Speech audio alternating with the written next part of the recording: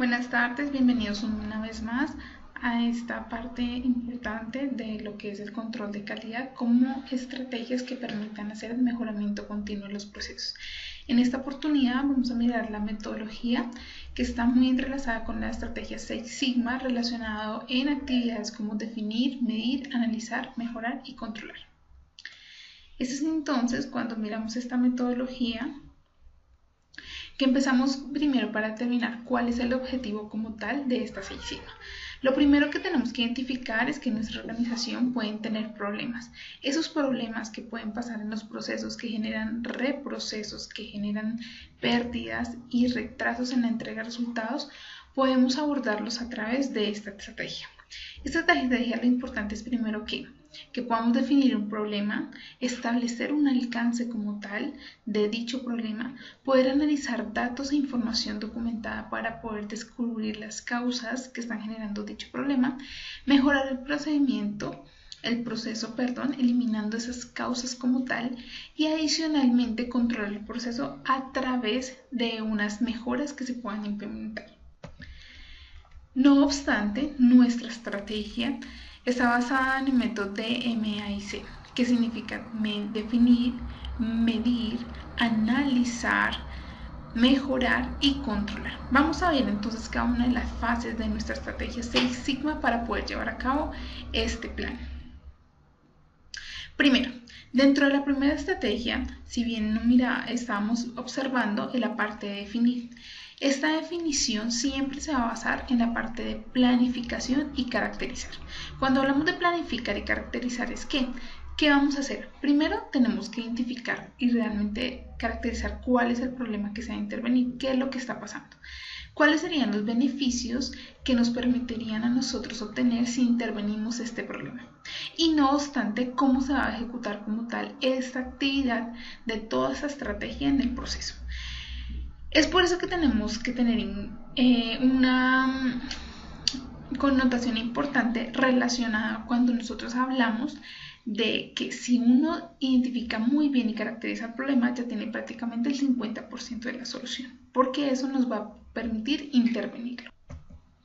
Bueno, continuemos entonces para mirar realmente cuáles son las preguntas que nos podrían a nosotros permitir caracterizar el problema. Es importante tener en cuenta que cuando hablamos del problema están muy relacionados a procesos en nuestra organización. Por eso, muchas cosas de las que vamos a ver ahorita también se pueden estar asociados al proceso. Lo primero que tenemos que identificar es qué procesos existen como tal en el área, realmente cuáles son las actividades que están ejecutando esos procesos y de quién es el responsable de estos procesos. Una vez que nosotros identifiquemos esos, podemos también relacionar cuáles son las personas que pueden interactuar en ese proceso, que pueden ya sea hacerlo de forma directa o de forma indirecta. Si nosotros realmente quisiéramos mirar este proceso, tendríamos que saber con detalle quiénes conforman el proceso para mirar también como esa variable de personal relacionada a ese proceso. Nos tocaría mirar también qué información tiene ese proceso actualmente, si está bien establecido, caracterizado, si se tienen las actividades descritas, qué información está generando, qué tipo de información tiene. Entonces, cuando nosotros hablamos de un problema asociado a un proceso en la prestación del servicio, de una vez nos imaginamos que hay una entrada de información, una transformación de información y una salida como tal de resultado. ¿Qué es lo que tenemos que tener en cuenta? Y asimismo, como vamos a intervenirlo, tenemos que identificar que de ese proceso de la organización o del laboratorio pueden haber muchos procesos también que pueden tener fallas. Sin embargo, es importante priorizar. Y una vez que prioricemos qué proceso vamos a intervenir, no obstante, podemos dejar de lado, mirar cuál es el mecanismo que vamos a usar para poder definir la causa. Bueno. Una vez que nosotros tenemos, digamos, esas preguntas ya caracterizadas, podemos identificar 4 puntos claves para poder definir este proyecto a intervenir. Lo primero es caracterizar muy bien el problema y el objetivo que queremos alcanzar. Lo segundo es poder hacer un listado de requisitos medibles con los clientes y los procesos a mejorar. Tener en cuenta el análisis Kano, que son análisis relacionados a 4 pilares de calidad y que nos permiten realmente poder caracterizar esos cumplimientos, esas expectativas del cliente cuando el proceso puede fallar. Como tercera alternativa tenemos que tener en cuenta un mapa de entradas y de actividades del proceso. Ya les estaba mencionando la entrada, la transformación y la salida del proceso. Y asimismo tenemos que tener en cuenta cuáles son, digamos, en qué parte, digamos, de esa cadena de valor de toda la prestación del servicio como tal del laboratorio es donde vamos a intervenir. Finalmente, ¿qué tenemos que tener en cuenta? Como estamos en la parte de definición, una vez que ya tenemos nuestro problema, nuestro objetivo a mejorar, es importante saber quién va a ser nuestro equipo como tal que nos permita hacer las intervenciones para poder hacer el mejoramiento del proceso. Es por eso que tenemos que identificar las competencias de ese personal en términos de toda su cualificación, las fortalezas que deben tener ese personal que nos permitan tener alto rendimiento en el proceso, los equipos de alta capacidad y el logro que vamos a poder alcanzar con este equipo de trabajo. Y adicionalmente se tendrá que tener en cuenta que las personas que lo conformen tienen que ser muy disciplinadas y persistentes para que podamos llevar el proceso a cabalidad. Bueno, sin dejar de lado, es importante tener en cuenta que podemos tener 4 pilares adicionales antes de que nosotros hagamos como ese checklist de que realmente nuestra etapa de definición está muy bien articulada. La primera es que pues tenemos que priorizar ese proceso que vamos a mejorar. Segundo, definir cuál es el objetivo como tal relacionado con ese problema que vamos a lograr hacer en esta intervención. Tercero, vamos a mirar cuáles son las metas que queremos alcanzar. Y cuarto, vamos a mirar de manera clara quiénes van a ser los participantes del proyecto. Entonces ahí tenemos el proyecto priorizado, el problema claramente caracterizado, las metas que queremos lograr y el equipo de trabajo.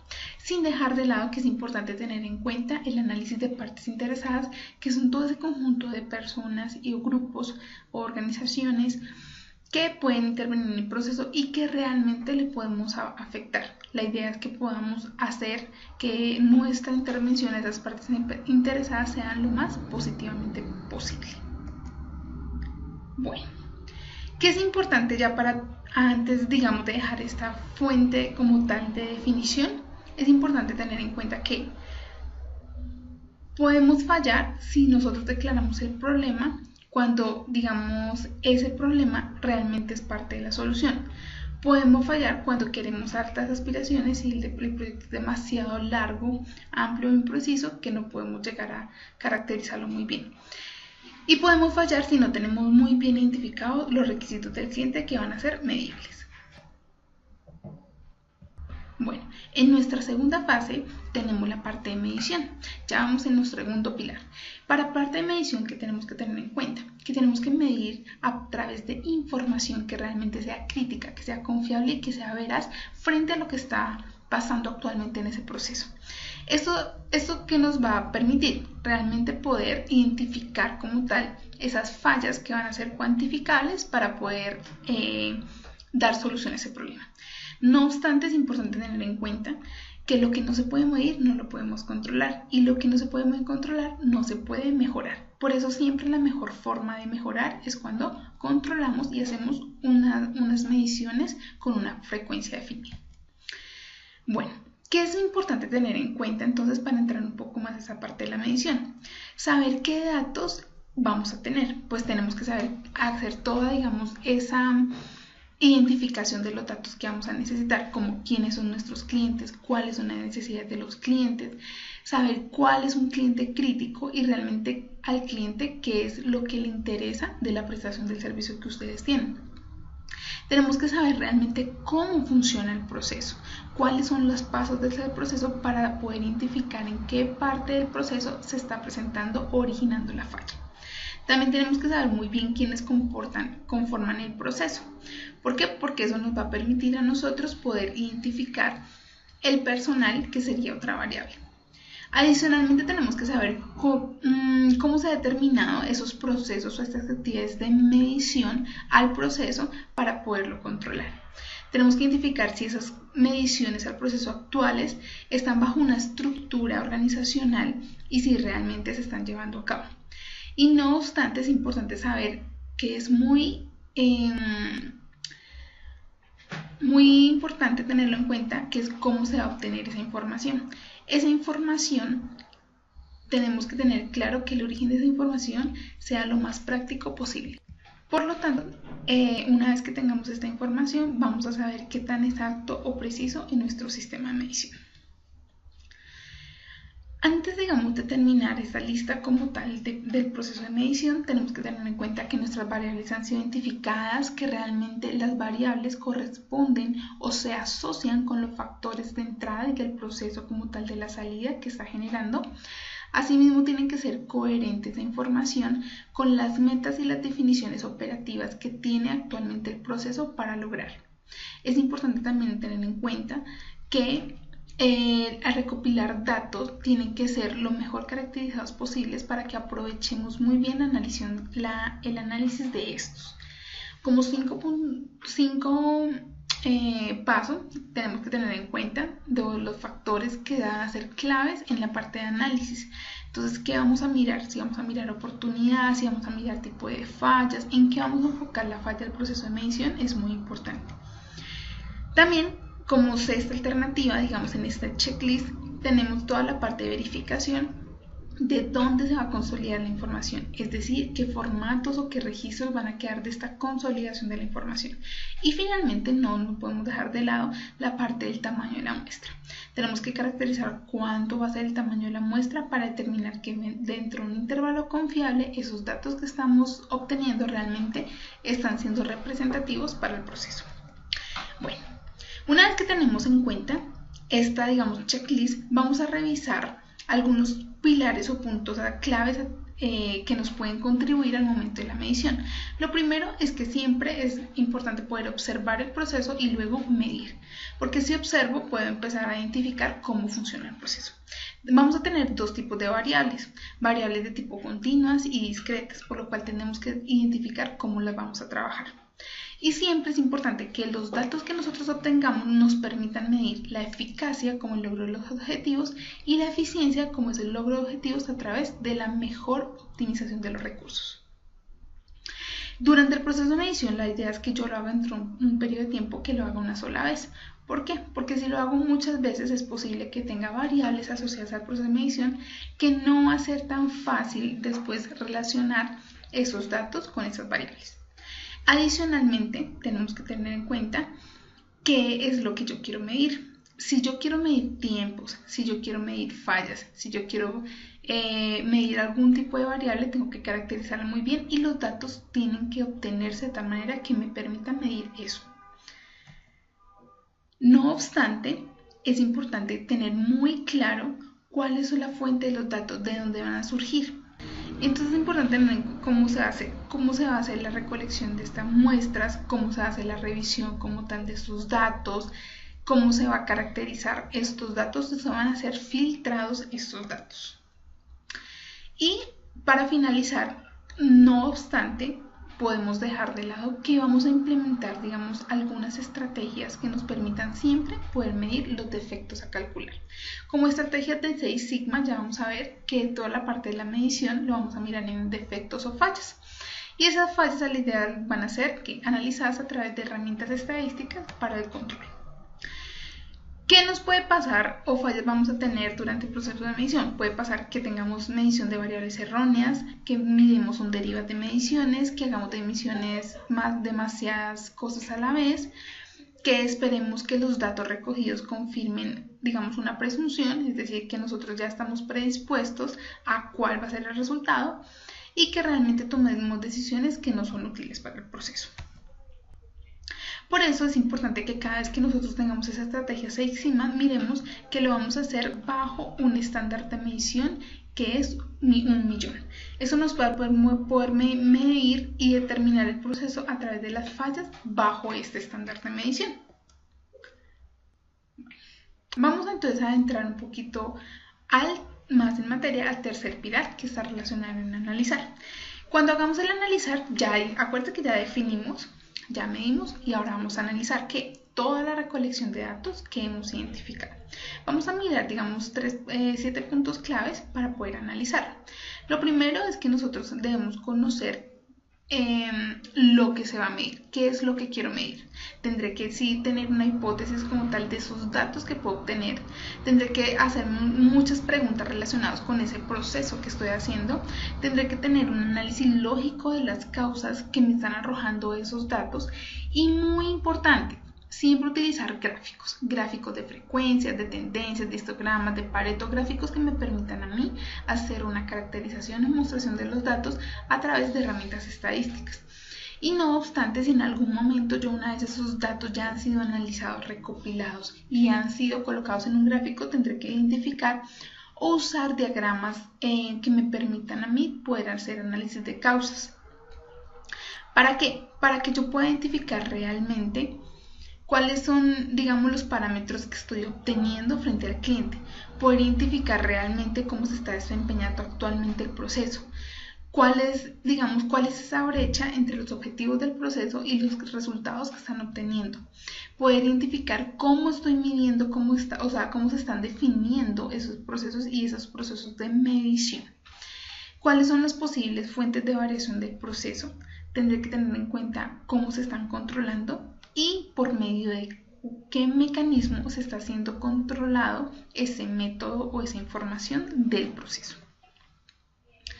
Una vez que ya tengo, digamos, esa parte analizada, entonces ya la tengo definida, ya la tengo medida, ya tengo analización de datos, vamos a mejorar. Para mejorar, acuérdense que estamos hablando en estrategias 6 sigmas de fallas. Cuando hablamos de falla, inmediatamente hablamos de posibles efectos que pueden generar esas fallas, por lo cual relacionado a esto hablamos mucho de lo que es enfoque de riesgo. Para la parte de enfoque de riesgo vamos a trabajar en una herramienta que se llama herramienta del modo de efecto de la falla, que es el ANFE. Esa es una técnica que nos permite realmente poder potencializar las fallas, hacer un análisis de esas fallas y poder identificar mecanismos que nos permitan priorización e intervención de esas posibles fallas. ¿Cuál es la utilidad? Como ya les decía, poder identificar y evaluar esos efectos que de pronto pueden tener esas fallas frente al cliente y realmente ser mucho más a priori o digamos que ser mucho más precavidos en la toma de acciones tanto correctivas como preventivas. Es aquí cuando miramos que hay dos modalidades. Uno, el modo de la falla. El modo de la falla se relaciona a la manera como la actividad podría potencialmente fallar, es decir, cómo esa actividad puede fallar, que genere un efecto que realmente sería la consecuencia frente al cliente. Para eso, les presento, más o menos esta es la herramienta de análisis modo de efecto de la falla, el ANFE o el AMEP, que lo pueden encontrar. Entonces vamos a mirar realmente de qué está compuesto. La primera parte es que yo tengo que definir cuál es el proceso de la actividad, o sea, tendré que describir muy brevemente cuál es la actividad normalmente del proceso. Tendré que definir cómo puede fallar. Esa actividad, si no se hace con una secuencia, si no se hace con una oportunidad, realmente puede fallar la actividad. Tendré que tener en cuenta qué pasa si esa actividad no se está haciendo con el deber ser o como se está digamos, planificado. Entonces tendrá un efecto potencial sobre el cliente. Una vez que yo tenga esto, vamos a mirar, bueno, ese efecto potencial frente al cliente, ¿qué tan grave es? Entonces, o qué tan severo es. Por eso se puede llamar en términos de severidad. Pueden usar varias escalas. La que se recomienda es esta, que es de una escala del 1 al 10, donde el riesgo más bajo es 1 en la severidad y el más alto es el 10, teniendo en cuenta variaciones como tipo del peligro, si ocurre con aviso o no con aviso, si se puede controlar o no se puede controlar fácil, cuál va a ser el impacto de esa insatisfacción hacia el cliente, qué tan severo va a ser. También tendré que mirar las causas. Ya tengo identificado la falla y cómo puede fallar y el efecto. Pero puedo identificar también qué me está generando que esa falla se esté presentando. Entonces, identificaré un análisis de causas puede ser un diagrama de causa y efecto. Después tengo que mirar cada cuánto se está presentando esa falla. Entonces nos va a servir los datos de medición que obtuvimos inicialmente. Para eso puede tener una probabilidad de la falla desde remota hasta muy alta, con un ranking o digamos una escala de 1 a 10, como se muestra acá. Es acá donde yo puedo identificar, de acuerdo a las fallas que yo cuantifiqué y me hice en el proceso de medición, podré identificar realmente cuánto se está presentando estas fallas en el proceso, teniendo en cuenta, ¿cierto? Acuérdense de la escala de que es 6 sigma en estrategia de 1.000.000. Una vez que tenga eso, podré definir cuáles son los controles actuales que tiene el proceso para poder intervenir esa actividad y de tal manera que esa actividad no se presente desviaciones o fallas cuando se ejecute. Es ahí cuando esos controles vamos a mirar qué tan efectivos son. Esa efectividad, que es el nivel de detección de que ese control me detecta la falla antes de que ocurra. Es ahí cuando puedo usar, digamos, una escala de 1 a 10 y donde 1 es casi seguro que realmente me pueda detectar muy bien la falla antes de que ocurra el proceso, o sea, tiene un muy buen control. Y el casi probable es cuando más o menos me puede detectar menos del 80% de las fallas, es decir, me detecta mucho menos. Entonces ahí ya le voy a dar un nivel de detección 10. Una vez que tengo eso, ¿ya qué hago? Simplemente hago una multiplicación del ranking obtenido en la severidad, en la ocurrencia y en la detección. Y eso es mi número de prioridad del riesgo. Cuando tengo mi número de prioridad del riesgo, yo tendré que saber, ya sé, si es muy alto el número, son las posibles fallas que pueden, digamos que tener un impacto más grande, que pueden ocurrir más seguido, o que mi control realmente no me está detectando esa falla. Entre más grande sea el número, la idea es que yo priorice y pueda tomar acciones mucho más enfáticas en este tipo de falla. Y después, ¿qué voy a hacer? Después de que eso, ya voy a hacer actividades de intervención que me permitan monitorear mi proceso nuevamente. Una vez que ya tengo mi proceso, medición, ya tengo toda mi parte de modo de efecto de la falla medido, vamos a controlar. Ese control, ¿cómo lo va a hacer? Muy sencillo. Lo que yo busco para hacer el control es que realmente el proceso empiece a ser normalizado. Es decir, que tengo que tener definición otra vez de datos de cómo voy a controlar el proceso. ¿Qué mecanismos o qué datos voy a usar para que realmente ese proceso pueda ser controlado y me arroje a mí los resultados a la meta de calidad esperada? ¿Cómo voy a definir esos datos? ¿Cómo se va a hacer que los cambios o las estrategias que se han implementado desde el análisis del riesgo realmente se lleven a cabo y yo lo pueda controlar? ¿Quién va a estar a cargo de ese monitoreo? ¿Cada cuánto lo tengo que hacer? ¿Realmente qué recurso estoy optimizando en este proceso? Es ahí cuando yo puedo identificar entonces realmente que mi procedimiento, mi fase de control, estoy haciendo ¿qué? Una nueva medición también para asegurar que en mi proceso se han implementado las estrategias definidas desde toda intervención de lo que fue el paso anterior. Entonces miremos rápidamente cómo puede finalizar esta metodología.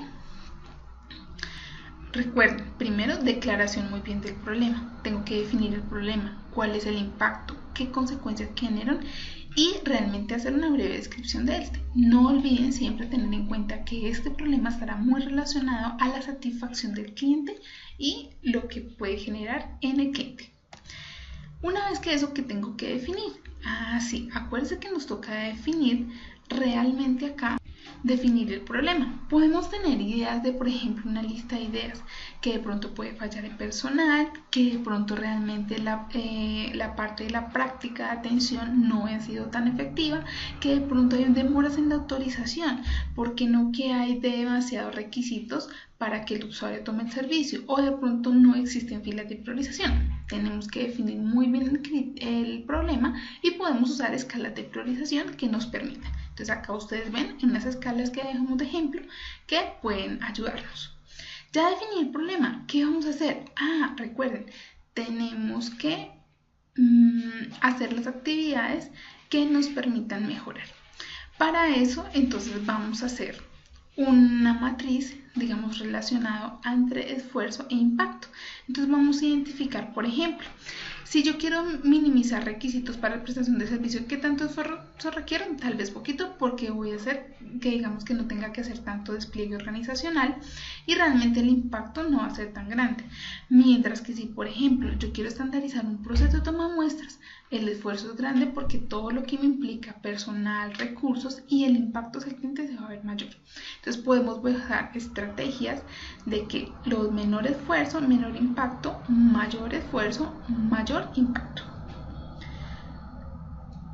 No obstante, es importante que yo pueda medir. Acuérdense de la medición. Esa medición la voy a tener en cuenta con relación a qué es lo que quiero medir, qué es lo que espero, digamos, poder medir como efectos, las funciones de esa medida, cómo lo voy a hacer y cómo voy a tomar esa medida, a partir de qué datos del proceso voy a partir de esa medida.